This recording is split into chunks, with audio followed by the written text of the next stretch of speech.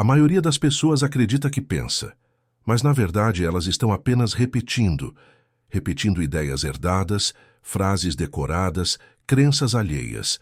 Pensar de verdade dói, exige silêncio, exige fricção interna, exige coragem para encarar não só o que está errado no mundo, mas o que está distorcido dentro de si. E é justamente por isso que tanta gente evita. Mas o que muitos não percebem é que ignorar o pensamento também dói. E essa dor, por ser sutil, silenciosa e contínua, se infiltra em tudo. Nas escolhas que fazemos, nos relacionamentos que aceitamos, nos caminhos que trilhamos, sem saber porquê. Pensamento crítico não é sobre lógica fria ou argumentação intelectual. É uma ferramenta de reconexão, um portal para acessar a parte de si que está viva, mas soterrada por camadas de distração, medo e condicionamento. Ele não serve apenas para analisar o mundo, mas para romper com padrões mentais invisíveis que silenciosamente governam a vida. Padrões que foram instalados em algum momento da infância, da convivência social, da repetição cultural. Padrões que hoje operam no fundo da mente e moldam o destino como um código escondido. O cérebro humano não é um espelho que reflete o mundo como ele é. Ele é um filtro. E filtra tudo aquilo que confirma as crenças mais antigas, não aquilo que revela a verdade. Isso significa que a sua percepção da realidade não é realidade. É reflexo do que sua mente aceita como verdade. E o que ela aceita quase nunca foi escolhido por você conscientemente. A mente automática não questiona. Ela apenas repete. E é nessa repetição cega que o destino se amarra, em ideias não examinadas, em pensamentos terceirizados, em conclusões nunca revisitadas. Vivemos em um tempo de distração crônica. A atenção foi sequestrada. A mente foi fragmentada em 1000 estímulos por minuto. E nesse cenário, o foco deixou de ser uma habilidade mental. Virou uma disciplina espiritual, um tipo de resistência silenciosa ao caos coletivo. E nesse contexto, o pensamento crítico é mais do que útil. Essencial. Ele se torna uma bússola interna, capaz de apontar para dentro quando tudo ao redor parece gritar para fora. Mas pensar com clareza exige espaço. E o mundo não oferece silêncio com facilidade. Ele oferece barulho, excesso, opinião. E quanto mais barulho, mais você confunde emoção com verdade. O paradoxo é cruel. Quanto mais distraído, mais você acredita no que sente, mesmo quando esse sentimento foi gerado por uma mentira, por uma crença velha, por uma narrativa manipulada. A mente sem foco se torna vulnerável. E quem não domina o próprio foco, entrega o próprio destino para ser moldado por vozes externas. A sua mente, nesse momento, talvez esteja como um espelho embaçado. Você olha, mas não se vê com nitidez. Tudo parece confuso, instável, ambíguo. E só existe uma maneira de limpar esse espelho. Pensamento claro, questionamento profundo, foco aplicado. Pensar com verdade é como direcionar um feixe de luz, como um laser que atravessa as camadas da ilusão mental e chega até a raiz. A raiz do que você sente, do que você acredita, do que você atrai. Pensar dói, sim, porque pensar de verdade exige desinstalar tudo aquilo que parecia sólido. Mas ignorar o pensamento dói mais, porque essa dor se disfarça, e você só percebe quando já está vivendo uma vida que não escolheu, sustentada por ideias que não são suas. É por isso que este vídeo não é só um convite à reflexão, é um lembrete. O pensamento crítico não é uma ameaça à fé, nem uma barreira para a espiritualidade. É a ponte entre a consciência e o destino. E talvez seja a hora de atravessá-la. Desde cedo você foi sendo moldado.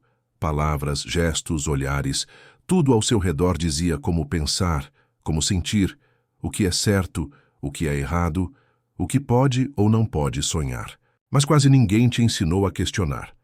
E assim, o que chamamos de pensamento próprio, muitas vezes é apenas o eco de vozes que nunca foram nossas. Sistemas familiares, escolas, religiões, todos funcionam como programadores invisíveis. Instalam ideias, crenças, medos, padrões de interpretação. E o mais sutil, fazem isso com a autoridade da verdade, como se pensar diferente fosse traição. Você cresceu com uns softwares mentais rodando em silêncio. Alguns desses programas diziam que você precisava agradar para ser amado. Outros que sofrer é nobre. Outros ainda, que sucesso só vem com sacrifício e dor. Você nunca se sentou para escolher essas ideias. Elas foram absorvidas emocionalmente, sem filtro. Porque na infância, tudo vira lei. E depois de um tempo, você nem percebe que está obedecendo a regras que nunca escreveu. Apenas vive experiências que, estranhamente, confirmam aquilo que já estava ali. É o ciclo da crença herdada. Você acredita em algo, mesmo sem saber por quê. Essa crença filtra o que você vê. A realidade se ajusta a esse filtro, e cada nova experiência reforça o sistema. Você atrai relacionamentos que validam suas dores, repete fracassos que confirmam suas limitações, evita caminhos que pareçam desafiadores demais. Não por covardia, mas por condicionamento. A mente não quer verdade. Ela quer familiaridade. E por isso, se você não pensa com presença, pensa com a mente dos outros. Vive ideias que não escolheu. Repete narrativas que não condizem com sua alma. E aí nasce a dissonância. Você sente algo dentro de si. Uma intuição, uma vontade, uma inquietação. Mas a mente bloqueia. Ela diz, isso não faz sentido, isso não é seguro, isso não é você. E um abismo se forma. A alma quer caminhar, mas a mente censura. A intuição quer expandir, mas a lógica herdada paralisa. Isso é o que chamamos de dissonância vibracional. Viver em desacordo com o que você sente, porque está preso ao que foi ensinado a pensar. É um silêncio interno, que vai se transformando em angústia, uma espécie de exílio interior. Talvez você nunca tenha feito essa pergunta com honestidade. Quais das minhas crenças mais profundas eu realmente escolhi conscientemente? Pare e sinta. Essa pergunta não busca resposta imediata. Ela busca desconstrução. Porque ao se perguntar isso, você começa a separar o que é seu do que foi imposto. Começa a perceber que muito do que você chama de eu é, na verdade, um reflexo condicionado. E isso não é uma falha, é um ponto de partida. A prisão mais perigosa é aquela que parece liberdade. E pensar com a mente dos outros acreditando que está sendo autêntico é viver trancado em muros invisíveis. Mas o pensamento crítico é a chave. A chave que não quebra a parede, mas ilumina. Que não acusa o passado, mas pergunta: isso ainda me serve? E quando a pergunta é feita com sinceridade, a resposta mais cedo ou mais tarde vem, porque a mente pode ter sido programada por outros, mas a consciência só você pode despertar. Existe uma ideia perigosa que circula silenciosamente nos espaços de autoconhecimento e espiritualidade. Uma crença disfarçada de maturidade, mas que muitas vezes aprisiona mais do que liberta. A ideia de que espiritualidade é aceitar tudo, que pensar demais é resistência, que questionar é falta de fé, que dizer não é sinal de desequilíbrio.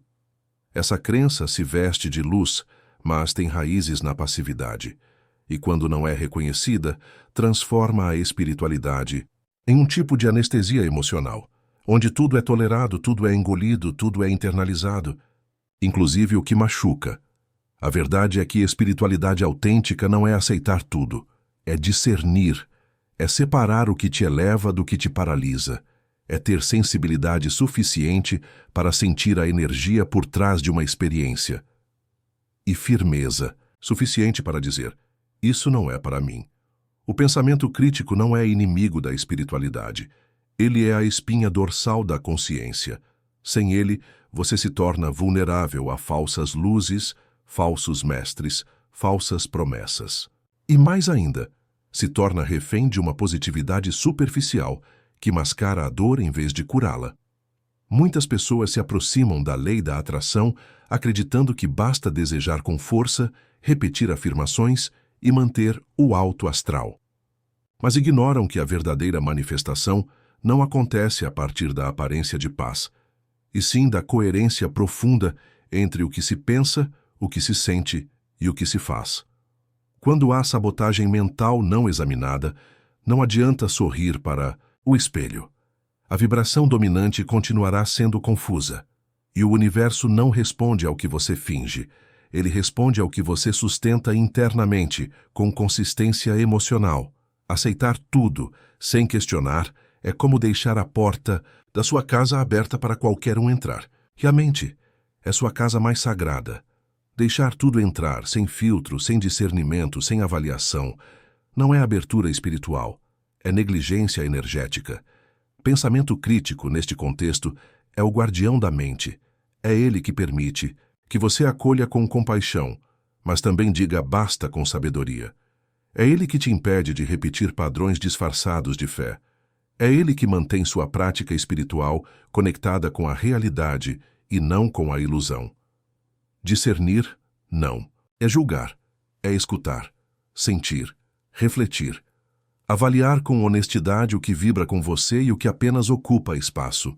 É ter coragem de reconhecer que nem tudo que vem em nome do amor, de fato ama. E nem toda lição vem para ser mantida. Algumas vêm só para ser vistas e superadas.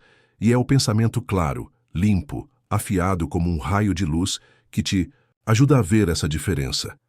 Ele não rouba sua paz, ele protege sua integridade. E sem integridade interna, nenhuma espiritualidade floresce. Pensar com consciência é um ato de reverência. É dizer à vida, eu quero sentir tudo, mas quero entender o que isso significa. É dizer ao universo, eu estou aberto, mas não estou distraído. Porque aceitar o que vibra com verdade é expansão, mas aceitar tudo sem distinção é rendição à confusão. E onde há confusão, não há evolução, a repetição disfarçada de espiritualidade.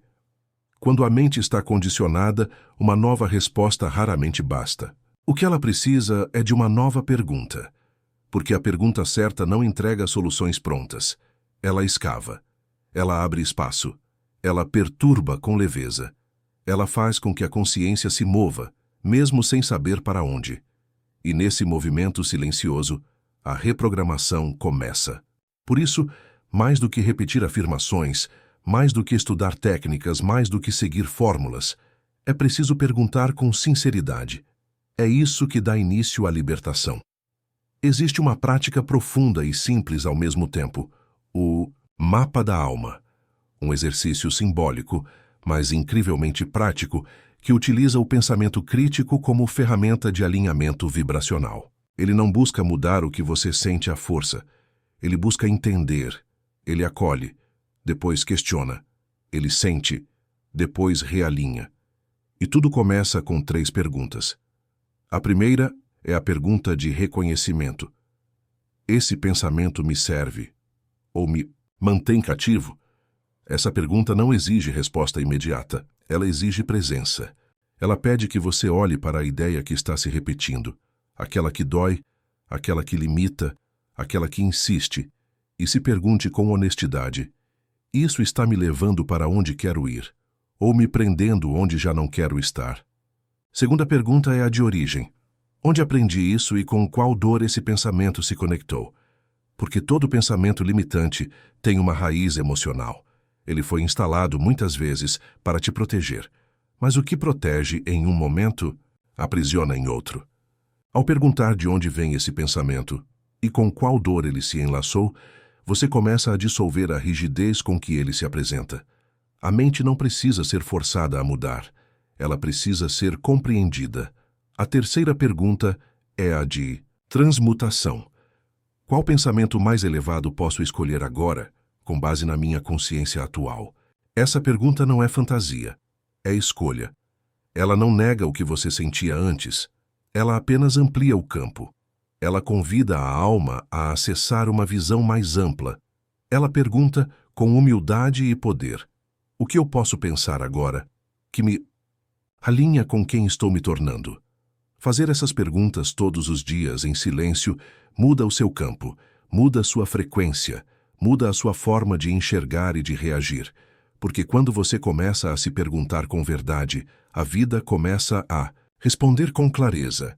O destino não muda de fora para dentro. Ele muda com pequenos deslocamentos internos. E é isso que o pensamento crítico praticado com consciência provoca.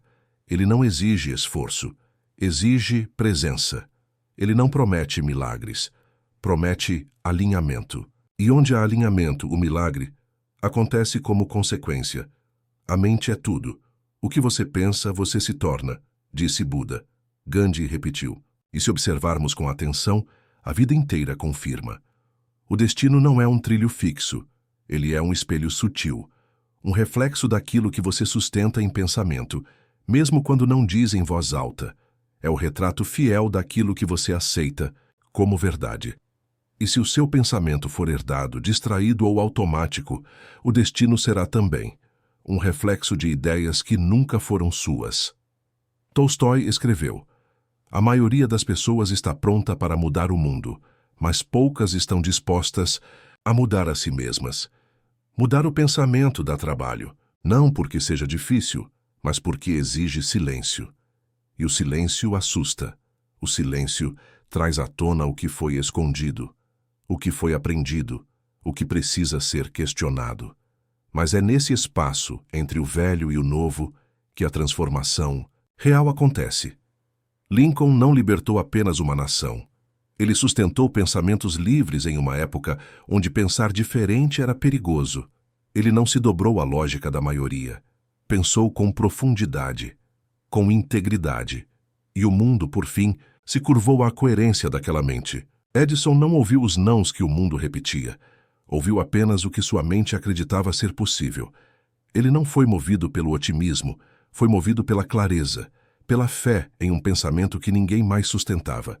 E os Wright Brothers voaram, não porque tinham tecnologia, mas porque ousaram pensar o impensável. Ousaram questionar a lei da gravidade com a consciência de que nem toda lei é absoluta. O pensamento crítico não é arrogância, é humildade diante da própria inconsciência. É admitir que há muito que você ainda repete sem saber. E que, só perguntando de verdade, é possível criar algo novo. Pensar criticamente é um ato de coragem espiritual. É aceitar que a vida que você vive pode estar sendo gerada por uma mente que ainda não foi escutada com verdade. E talvez tudo comece com uma pergunta. Uma pergunta sincera, profunda, incômoda. Uma pergunta que não busca resposta rápida, mas espaço para despertar. Isso que eu penso ainda é meu? Porque você pode mudar sua vida mudando uma única pergunta, mas só se tiver coragem de ouvir a resposta. Até o fim. Até o fundo. Até que o destino comece a refletir o novo pensamento que, enfim, você escolheu.